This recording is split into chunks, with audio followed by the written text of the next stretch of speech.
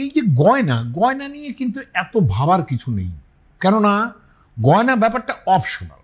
দেব কি দেব না, যার আছে তিনি দেবেন, যার থাকবে না তিনি দেবেন না। বর আসা মাত্রই কন্যাকে তার হাতে অরিক্তম, মানে তার হাতটা যেন খালি না থাকে, সাভরণম, যদি অলঙ্কার দেওয়ার ক্ষমতা না থাকে, অসম্ভবে সুবর্ণ কনকাদিক যুক্তম, অর্থাৎ সামান্য সুবর্ণ কনক একটু হতে পারে, অথবা অতি দৌর্বল্যে পুষ্প ফলাদি সহিত।